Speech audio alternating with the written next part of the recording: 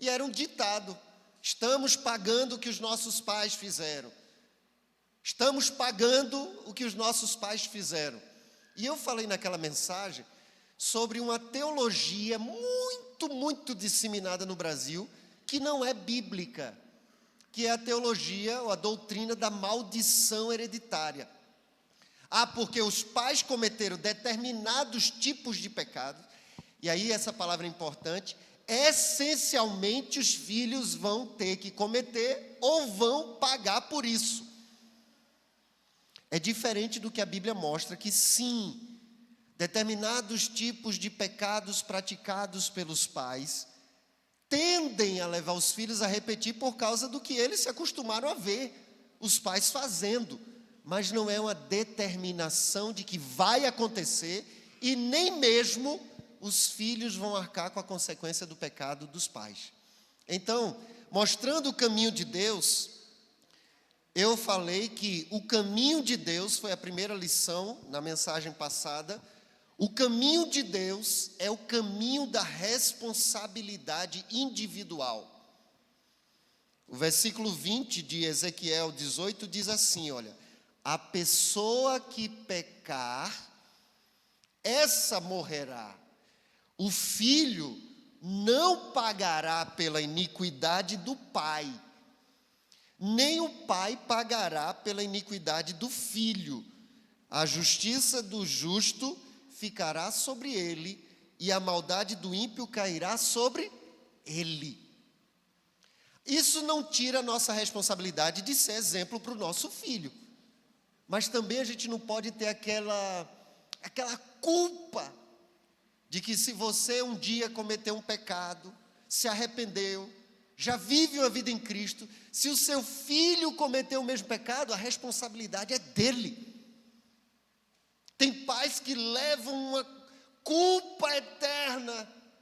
Somos responsáveis de ser exemplos, sim, mas cada um prestará conta de si mesmo. É isso que a Bíblia ensina. Amém, irmãos? Uma segunda lição que aprendemos na outra mensagem, acerca do caminho de Deus, é que o caminho de Deus é o caminho de Deus é o caminho da nova vida. É o caminho da nova vida. Olha o que diz o versículo 21 e 22. Mas se o ímpio se converter de todos os pecados que cometeu e guardar todos os meus estatutos e fizer o que é justo e reto, certamente viverá, não será morto.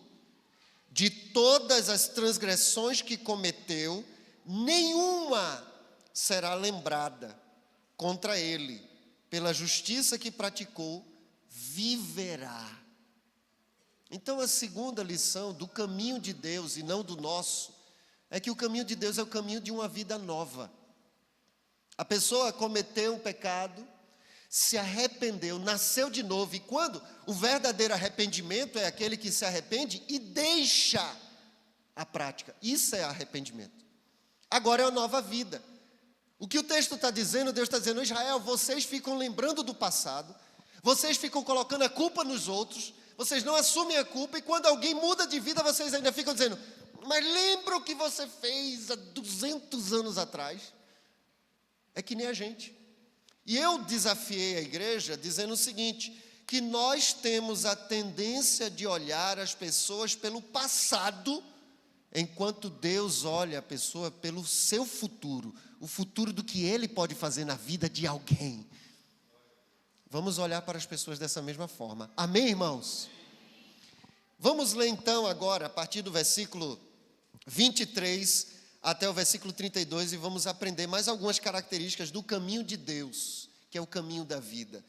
Então a palavra do Senhor diz assim, continuando: vocês pensam que eu tenho prazer na morte do ímpio? Diz o Senhor Deus. Não desejo eu muito mais que ele se converta dos seus caminhos e viva? Mas se o justo se desviar da sua justiça e fizer maldade, fazendo as mesmas abominações que o ímpio faz, será que ele viverá? De todos os atos de justiça que praticou, nenhum será lembrado. Na sua transgressão com que transgrediu e no seu pecado que cometeu, neles morrerá. No entanto, vocês dizem, o caminho do Senhor não é reto. Então escute, ó casa de Israel, será que é o meu caminho que não é reto?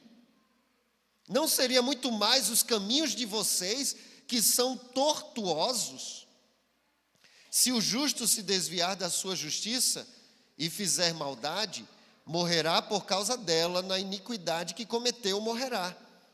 Mas se o ímpio se converter da maldade que cometeu e praticar o que é justo e reto, ele preservará a sua vida. Pois se ele percebe o que fez e se converte de todas as suas transgressões que cometeu, certamente viverá, não será morto. No entanto, a casa de Israel diz, o caminho do Senhor não é reto. Será que são os meus caminhos que não são retos, ó casa de Israel? Não seriam muito mais os caminhos de vocês que são tortuosos?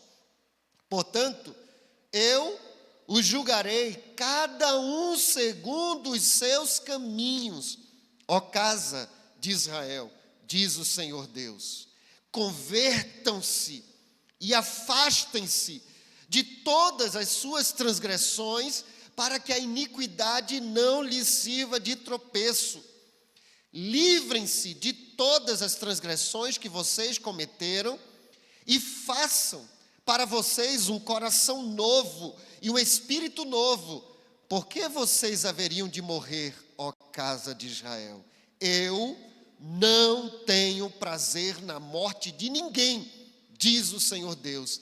Portanto, convertam-se e vivam. Amém, irmãos? Pai, diante da Tua palavra, que é viva e eficaz, Senhor, nos ensina nesta manhã mais alguns aspectos do Teu caminho. E, ó Deus, se há em nós algo diferente disso, ajusta nessa manhã. Corrige-nos. Queremos, ó Deus, queremos ser encontrados no Teu caminho, na Tua vontade. E ter em nossa mente e coração, não os conceitos deste mundo e nem os provérbios e os ditados, mas queremos ter as verdades da Tua palavra. Então abre os nossos olhos para que possamos ver as maravilhas da Tua lei, é a nossa oração, em nome de Jesus. Amém. A terceira característica que a gente pode aprender do caminho de Deus, que é o caminho da vida, é que o caminho de Deus é o caminho da decisão. O caminho de Deus é o caminho da decisão. É o caminho que você precisa decidir. Eu quero viver esse caminho ou eu quero andar por outros caminhos. Por um lado, veja, a responsabilidade é individual. Deus está dizendo, eu quero dar uma nova vida, e depois Ele diz, olha, tem esse caminho e esse caminho, decida qual você quer seguir. Nos versículos 23, então, até o versículo 29, a gente vai ver Deus fazendo um contraste entre o caminho dele e o nosso caminho. E Deus nos revela, nesse contraste, um chamado, tome a decisão. O capítulo termina, Deus dizendo assim, olha, portanto, convertam-se e vivam. Há um caminho de vida, há um modo de vida e há um modo de morte. Caminho é um modo de vida, é um jeito de ser. É aquilo que nós praticamos, aquilo que nós falamos, aquilo que nós pensamos, aquilo que nós vemos, é Jesus. Ele é o padrão, esse é o caminho de Deus. Convertam-se. Deus está dizendo assim, olha, o trilhar que você está caminhando é um caminho de morte. Converter-se é você dar meia volta. Eu estou indo para o lugar errado e a partir de agora eu quero seguir o caminho de vida e não o caminho de morte. Deus, Ele mostra e Ele nos chama para uma tomada de decisão. Se você olhar, então, quais são as características desse caminho de decisão? Primeiro, no caminho da decisão, precisamos saber que Deus não deseja que ninguém se perca. Deus não deseja que ninguém morra nos seus pecados.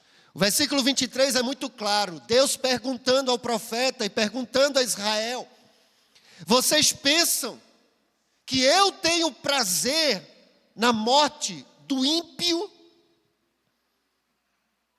Vocês pensam que eu me alegro pelo caminho que vocês estão seguindo? Às vezes tem pessoas que têm um equívoco teológico e passam a acreditar que Deus, Ele está tranquilo com pessoas que estão caminhando para o caminho da morte. E esse ponto da mensagem, igreja, nos chama a uma responsabilidade de que ainda precisamos anunciar mais de Jesus para alguém. Precisamos reforçar a nossa missão de que nós não estamos aqui apenas para cultuar. E aquela canção que nós cantamos, ela expressa muito. Eu estava ali cantando e lembrando da minha adolescência, e eu cantava essa canção: Deus, eu quero ter mais uma voz. Eu quero ser mais um. E eu queria gritar mais e falar mais, e estar em mais lugares, testemunhando mais de Jesus. Mas como eu não posso isso, porque eu sou um só, a gente vai fazendo discípulos. Não podemos acreditar que nós somos chamados apenas para cultuar e acreditar que Deus está tranquilo. Não, Ele está inquieto, Ele quer. Eu não sinto alegria nem prazer com a morte de ninguém. E Ele termina esse capítulo chamando: convertam-se, voltem-se para mim. Essa semana, no dia da nossa folga, nós fomos brincar de banco imobiliário lá em casa. E na primeira rodada a Milane não estava, porque geralmente é ela que detona nesse jogo, eu sou péssimo. Eu prefiro quando ela não está, porque aí eu tenho uma chance. É que nem na EBF, terminou aqui, estava tendo um futebol de criança e alguns jovens, uns 2 ou 3. Por que vocês estão jogando com as crianças? Eles disseram: é a única chance da gente ganhar. E aí estávamos lá, eu, Alice e Ellen. E naquela ocasião da primeira rodada, a Ellen que estava arrasando. Aí ele estava ganhando, arrasando e concentrada e feliz. Aí Milane terminou o que estava fazendo, veio participar, a gente recomeçou. Nesse ela já não estava muito boa, a Ellen. E aí começou a ficar triste. E criança pequenininha não tem aquela maturidade de perder, alguns adultos também não têm. A maioria, né? Então o jogo começou assim, agora para ela jogar os dados, ela jogava para derrubar tudo. Se era o outro que era para estar com o dado para jogar, ela jogava em outros lugares do planeta para que ninguém conseguisse jogar. Resumindo, estava protestando que estava perdendo. E aí eu falei uma vez: filha, joga direito. Filha, você depois as coisas mudam de conotação, fica firme. Até vendi uma propriedade lá a preço de banana para ver se melhorava a situação dela. Quem já jogou banco imobiliário sabe o que significa isso. E aí ela insistiu e teve uma vez que eu disse assim: olha só, se você não se comportar, você vai subir, escovar o dente e vai deitar. E aí ela continuou, perseverante, tentando atrapalhar e virar o jogo de formas ilícitas, né, atrapalhando. E aí eu: filha, sobe, escova o dente e deita. Aí ela subiu, delicadamente. Eu disse: se eu escutar mais um barulho, vai ser pior. Aí os passos virou de Cinderela. E lá de cima ela: ninguém me ama nessa família.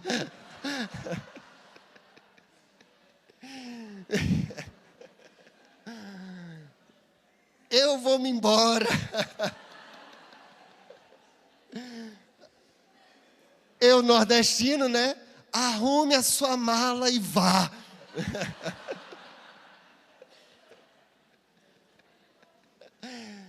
Daqui a pouco desce ela com um travesseiro e um ursinho de pelúcia. Estou indo embora. Aí a Milane morrendo de rir, baixou a cabeça. Eu abri a porta, vá. Escuro, frio. A nossa Alice, que o temperamento dela é mais... Como é que é? Seria mais o quê? Melancólico? Não sei. Fleumático, começou a chorar. Não, minha irmã. Não vá. Aí eu fechei a porta e tranquei. Daqui a pouco eu escuto o barulho do portão. Vou sair. Eu abri, fui lá, peguei no braço e disse, que é isso, menina? Subi, deitei ela na cama e nós fomos conversar. Tu ia fazer o que lá fora? Você ia morar onde? Na rua. Você ia comer o quê? Aí ela, eu acho que ela parou pensando, não pensei nisso. E eu disse, filha, você, se não comer, você vai morrer. Aí ela, por quê? Porque a gente precisa comer. Mas sabe por que eu estou contando essa história? Mesmo sendo duro, querendo que ela veja as consequências da decisão, meus irmãos, que dor no coração. Que dor no coração. Mesmo entendendo que às vezes é uma brincadeira, não é brincadeira, mas é uma atitude ingênua de uma criança, eu disse para Milane, como deve ser a dor no coração de Deus. Quando ele olha para nós e diz, filho, vem para cá. E a gente diz, eu quero seguir o meu caminho. Eu quero fazer a minha vontade. Eu quero viver sozinho. Igreja, Deus não sente prazer na morte e nem no distanciamento de ninguém.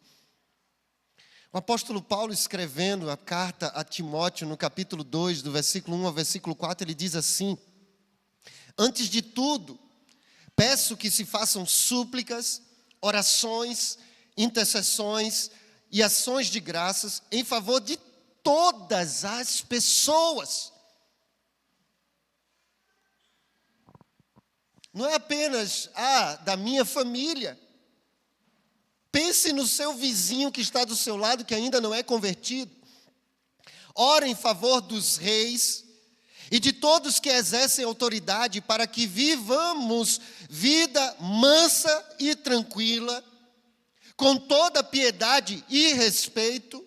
E o versículo 3 vai dizer, isso é bom e aceitável diante de Deus, nosso Salvador, que deseja que todos sejam salvos e cheguem ao pleno conhecimento Ele está dizendo, orem. Uma atitude direta de alguém que entende que Deus quer a salvação das pessoas. Eu preciso orar. Eu preciso ter uma lista de oração. Orem por todas as pessoas, versículo 1, porque isso é bom e aceitável diante de Deus, nosso Salvador, que deseja que todos sejam salvos. Irmãos, o caminho de Deus é um caminho de decisão, onde alguém vai tomar uma decisão, eu quero seguir o caminho de Jesus, eu não quero seguir. E nesse caminho de decisão, a igreja tem uma participação de estar ativa, orando, intercedendo pela salvação das pessoas.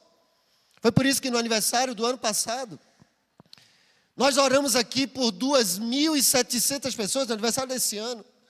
Nomes de pessoas, mas nós não podemos parar.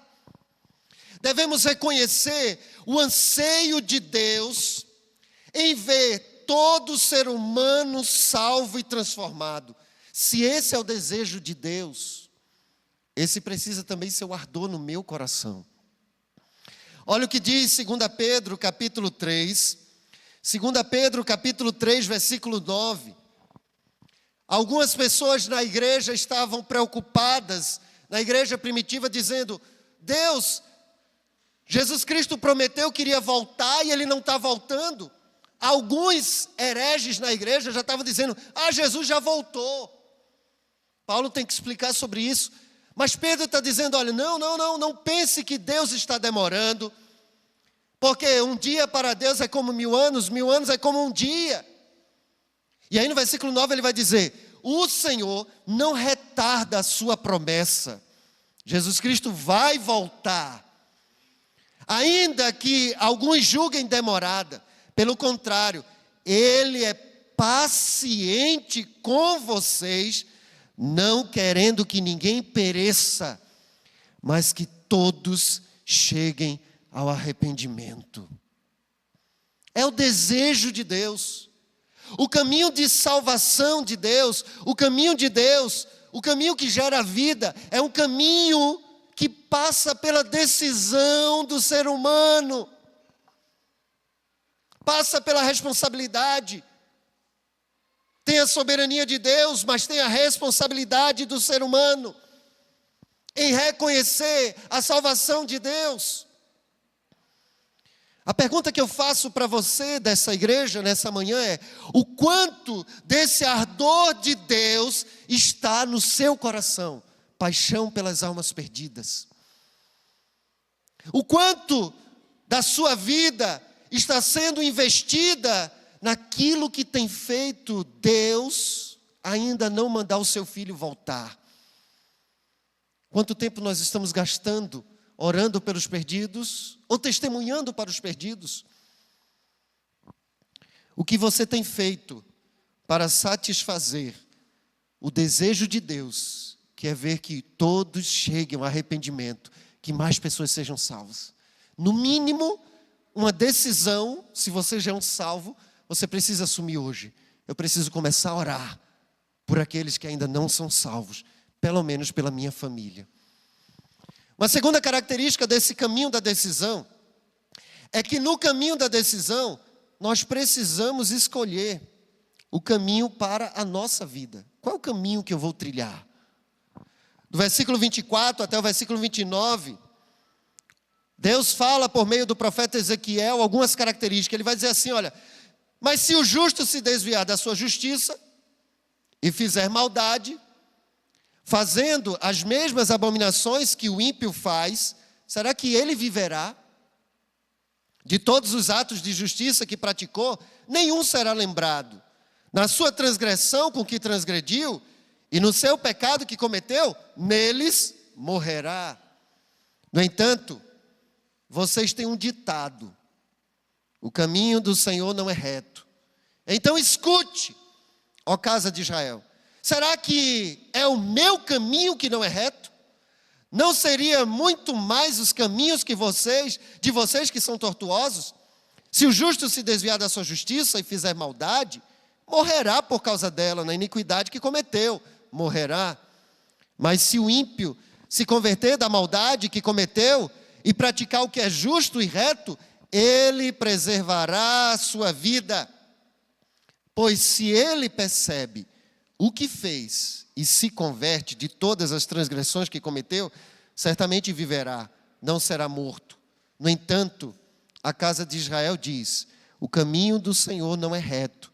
Será que não são os meus caminhos que não são retos, ó casa de Israel? Não seriam muito mais os caminhos de vocês que são tortuosos? Nesse trecho Deus está fazendo um contraste. Olha só, vocês têm uma concepção de vida. Tem um provérbio ou um ditado que às vezes vocês não estão ditando nem falando, mas a vida de vocês mostra isso. O quê? Quando você toma uma atitude diferente daquilo que Jesus Cristo ensina na sua palavra, mesmo que você não fala, você está dizendo: não, o caminho de Deus não é reto, não. O caminho de Deus não é correto. O meu é muito melhor. Inclusive tem gente que tem um ditado brasileiro, né, muito comum, que diz assim: Deus escreve certo por linhas. Não. Deus escreve certo por linhas certas, irmãos. Esse ditado não tem nada a ver com a palavra de Deus. Você está querendo dizer que Deus ele faz alguma coisa torta para acertar a sua vida? Se Deus está dizendo, olha, quem mentia, não minta mais. Quando você mente, você está dizendo, não, Deus, o teu caminho não é correto. O meu caminho, ele é reto, ele é justo, ele é perfeito. Quem roubava e volta a roubar, tomar aquilo que é do outro, você está dizendo, não, Deus, o teu caminho não é reto. O meu caminho é mais correto que o teu, Senhor. Quando a palavra de Deus diz, olha, não olhe para uma outra mulher, para uma mulher com um olhar indecente, porque se você olhar, você já cometeu adultério, e você diz, não, é tranquilo, é só uma olhadinha. Você está dizendo, não, Deus, o teu caminho não é o melhor, o meu caminho é melhor. E a gente vai decidindo sem falar, muitas vezes a nossa atitude está dizendo, Deus, o teu caminho não é reto, não é bom e não é justo. As minhas escolhas são muito melhores. Então, a gente vê algumas características desse caminho de Deus. O caminho, e a gente precisa entender que o caminho em que nós estamos, ele determina o destino final da nossa vida.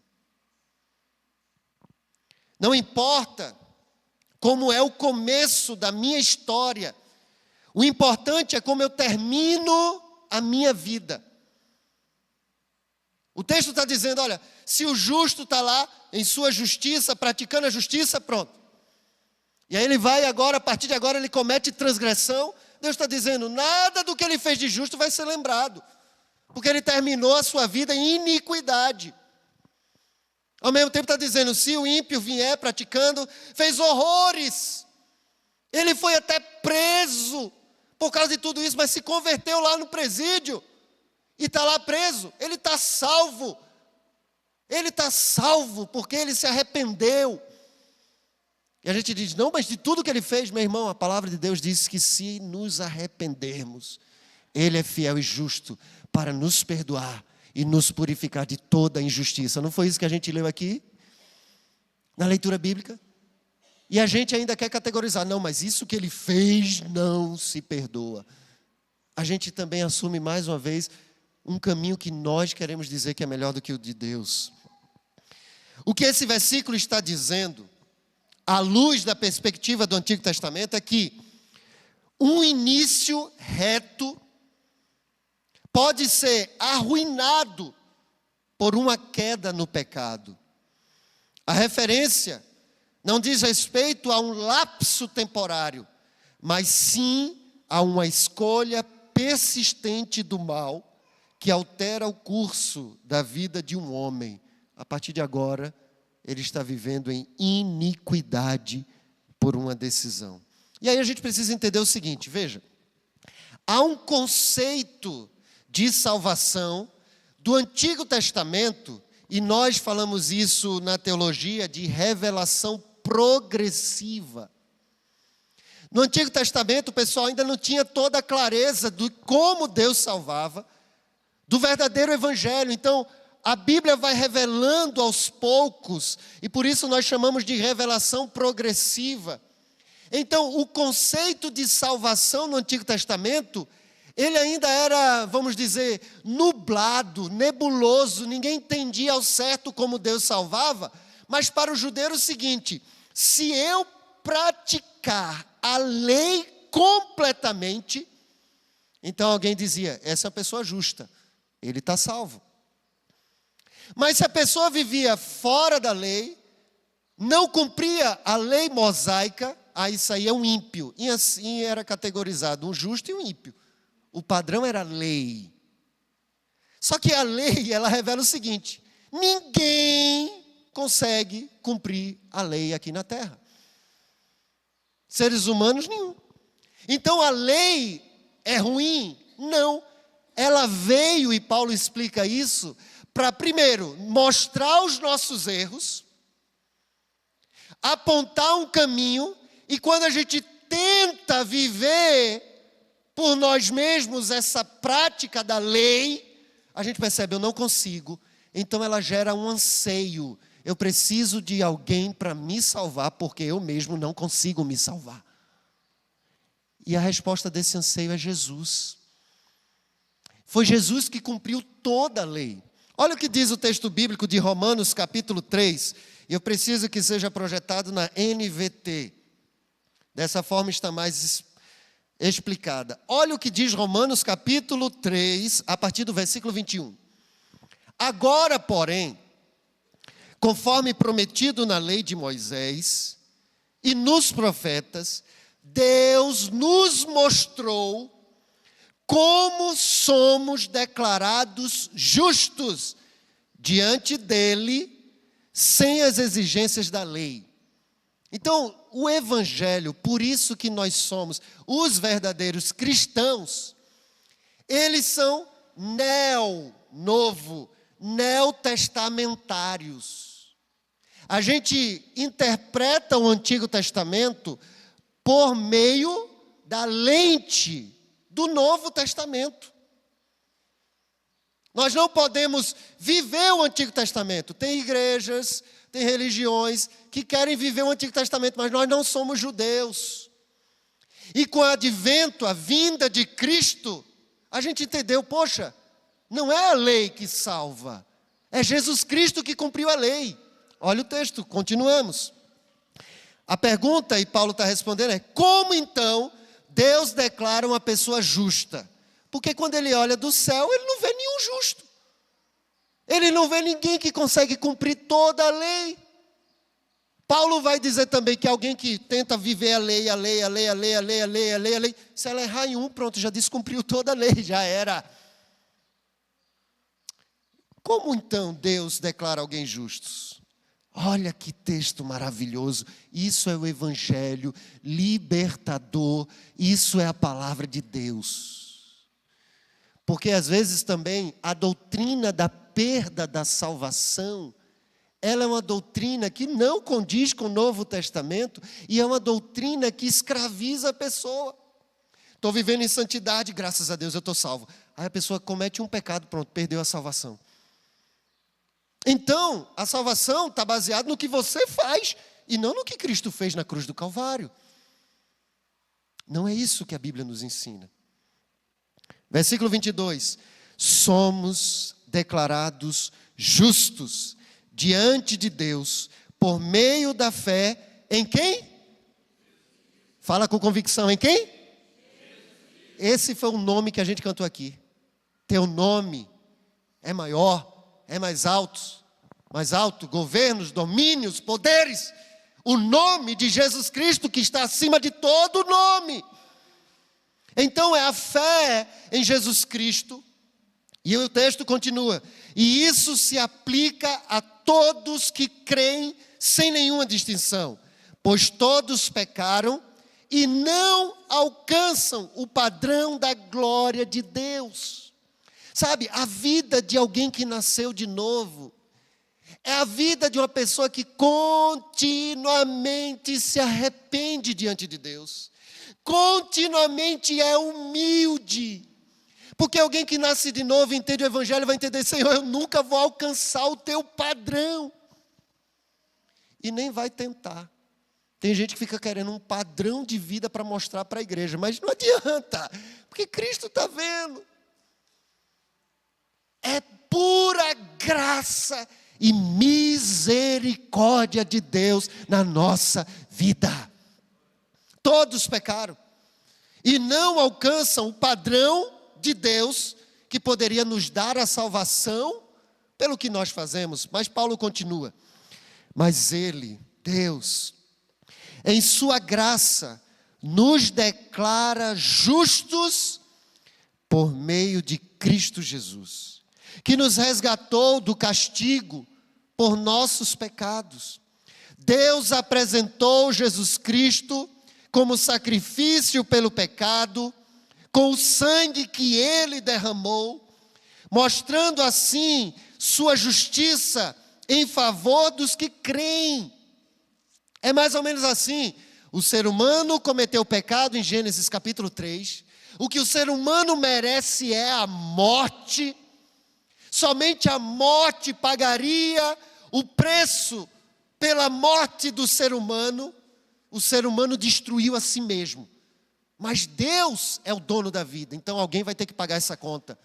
E o texto está dizendo: toda ira, toda justa, santa, maravilhosa e gloriosa ira de Deus, que deveria recair sobre nós, Ele lança sobre Jesus Cristo na cruz do Calvário.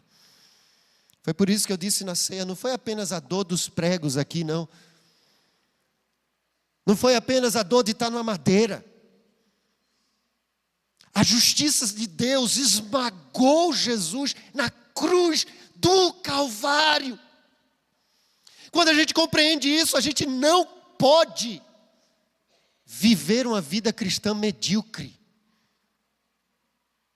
O preço para você ter paz, o preço para eu e você termos a vida eterna, foi ter o Filho esmagado na cruz do Calvário.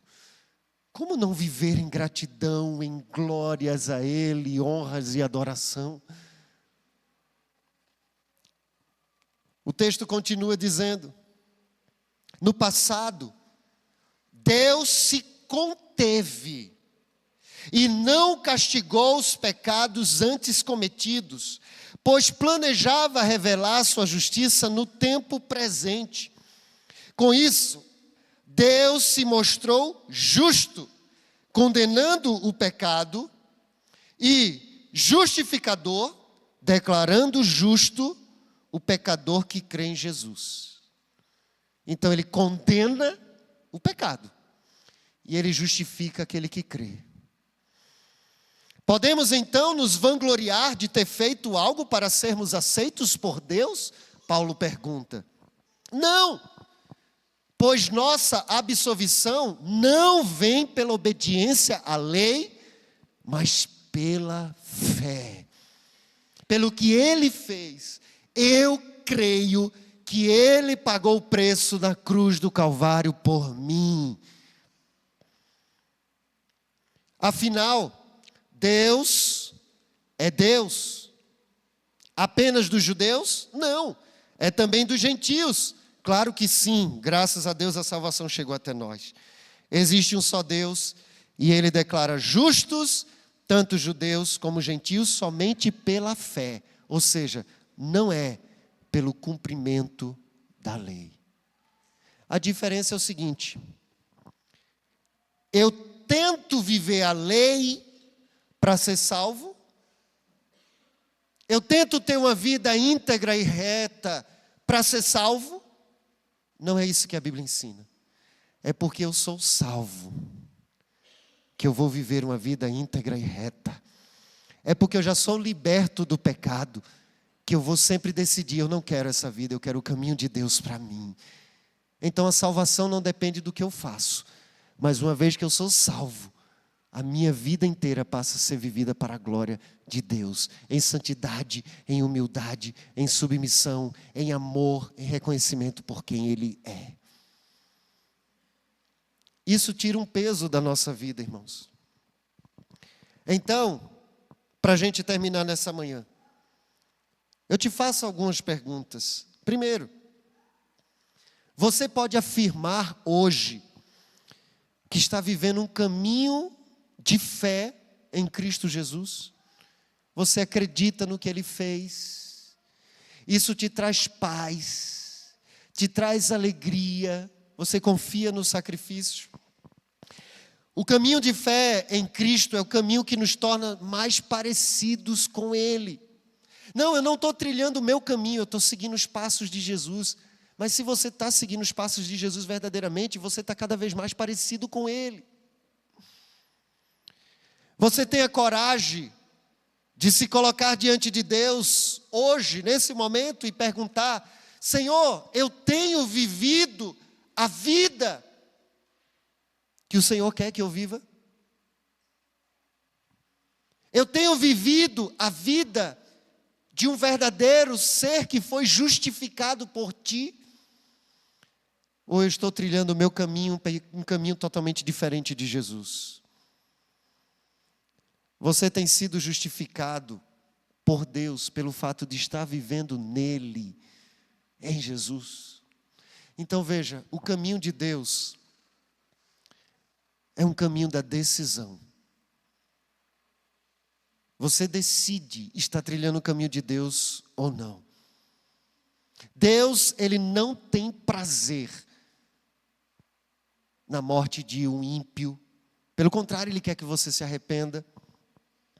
O caminho de Deus é um caminho que vai definir os rumos da nossa vida. E você precisa escolher o caminho de Deus. Por quê? Porque esse caminho é o caminho que nos salva. Esse é o caminho de Jesus. Não tente ser salvo pelo que você faz, mas creia na salvação que Ele oferece, porque Ele já morreu na cruz do Calvário por você. Eu quero orar nessa manhã por 2 grupos de pessoas. E se você se encaixa em qualquer um desses 2 grupos, você pode ficar de pé que eu vou orar por você. Eu quero orar por aqueles que querem dizer assim: Jesus, eu acho que o meu caminho está muito mais sendo trilhado baseado na minha vontade do que num caminho que tem me feito parecer mais com Jesus. E eu quero o caminho que me torna cada vez mais semelhante a Jesus. E talvez você queira dizer a Jesus nessa manhã o seguinte: Senhor, eu acho que eu estou querendo ser salvo pelo que eu faço.